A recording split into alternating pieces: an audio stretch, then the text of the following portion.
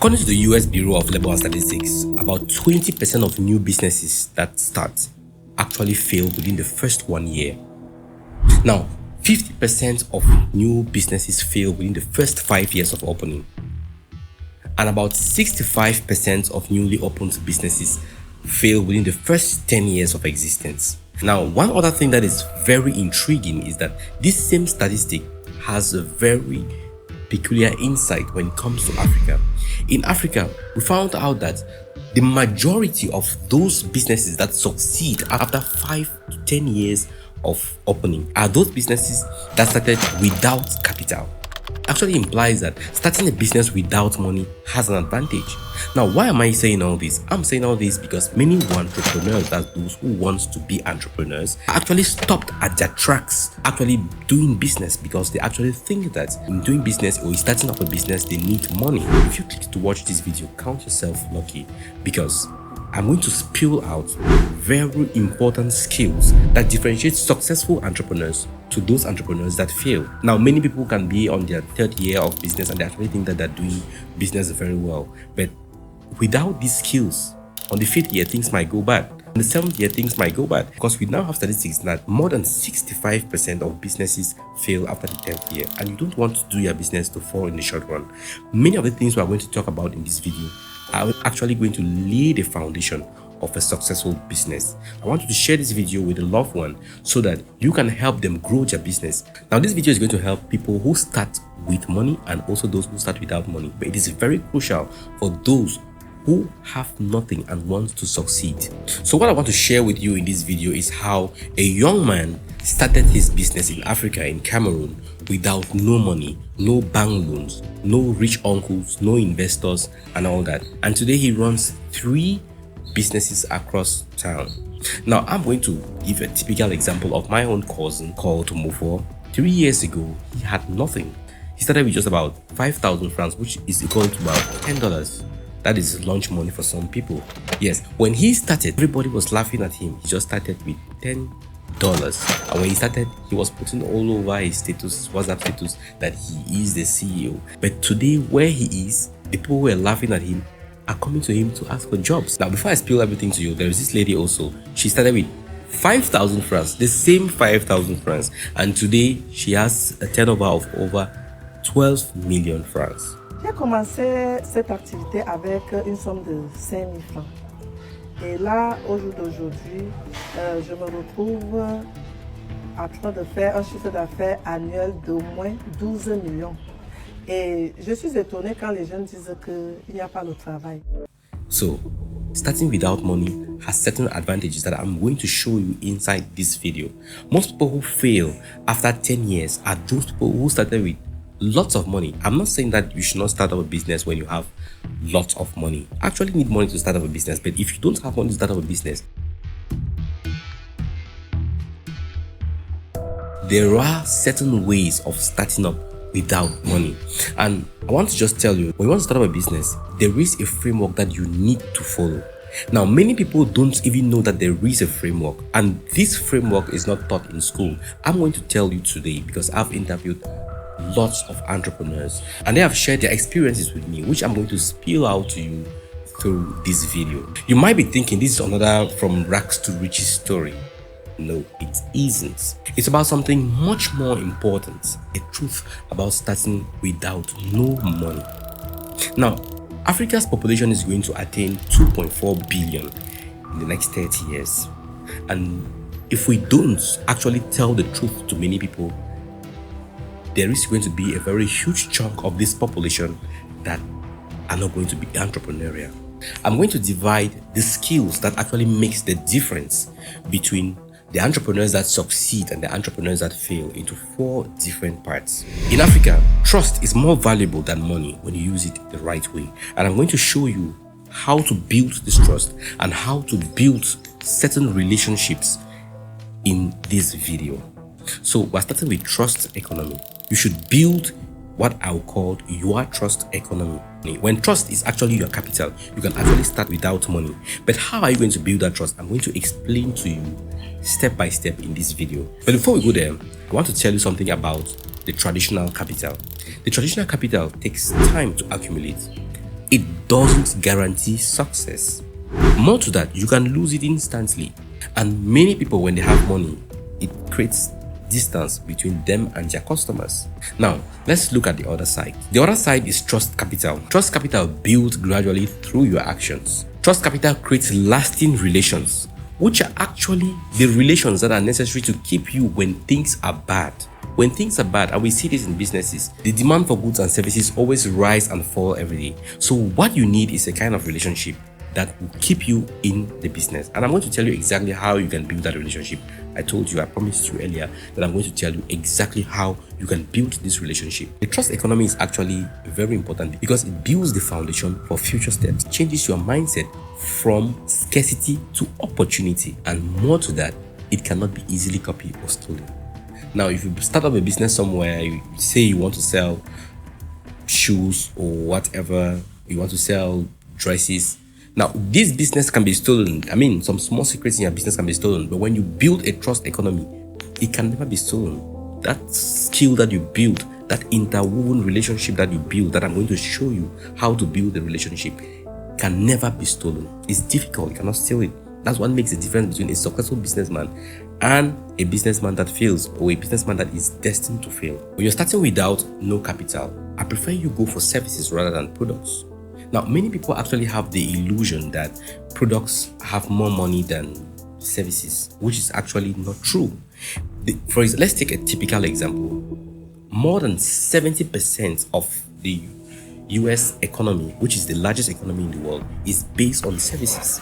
So it isn't a taboo for you to start without money with services. Start with just services, right?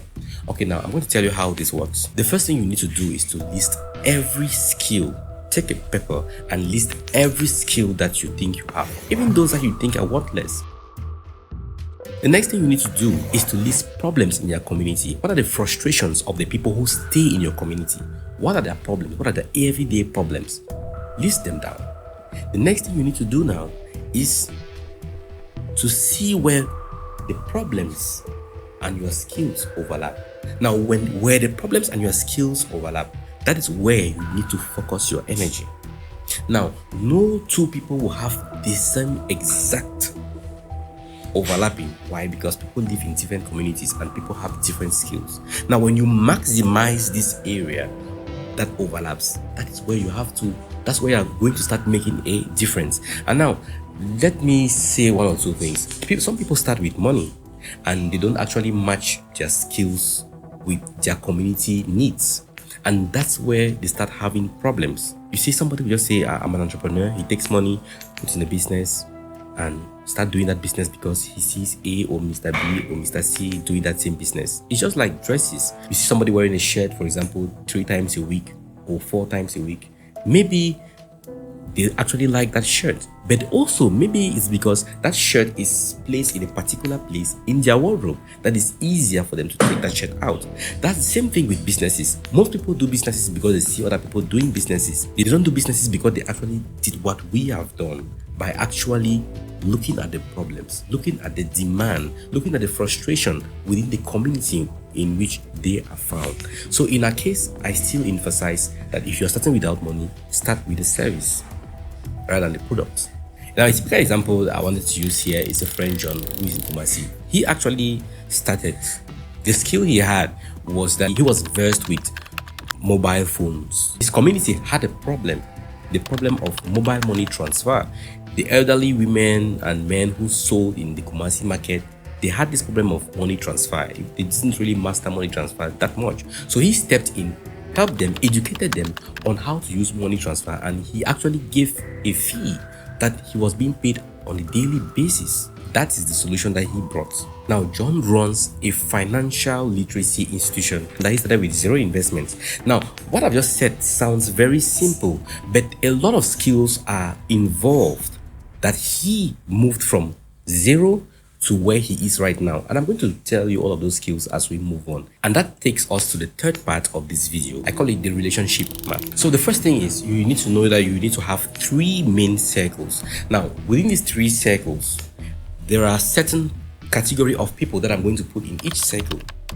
And each of those categories has a time lapse that you have to have meaningful conversation with each of them. Okay, let's start. Let's do it practically. Now, the first circle, when you want to build a relationship framework in business, the first category that you need to actually build is what I call the inner circle. And the inner circle, people within this inner circle, you need to have daily conversations with them. And these are people like regular customers, nearby businesses, and market vendors. So whether you have a very big business, a very large business, or you have a very small business, or you are starting without money, all these principles that I'm going to say across this video applies to you. So this group of people, you need to have meaningful conversations with them on a daily basis. You also need to do small favor exchange.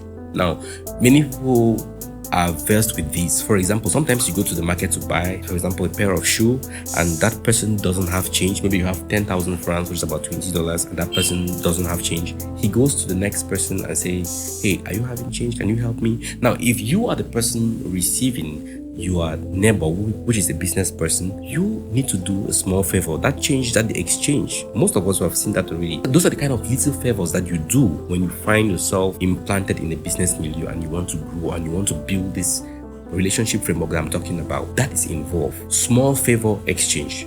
You need to do all this kind of exchange. It's very important. Now, some people even do it without even knowing what they are doing. But thankfully, this video is going to orientate some of them who have been doing it without knowing what they are doing and make them do it in a concise way. So why is this important? It's important because it builds word of mouth marketing and it also provides immediate feedback. As you are doing that favor, the person will tell you that, hey, somebody told me that these shoes that you are importing or this shoe that you bought from this man is not good. Change this direction. I mean, those small things, they create those kind of relationships and you get feedback. You build word of mouth marketing. Sometimes a businessman refers you because you have that connection. So these are some of the things that you need to know. The second circle that you need to build when you're a businessman, I'll call it the support circle.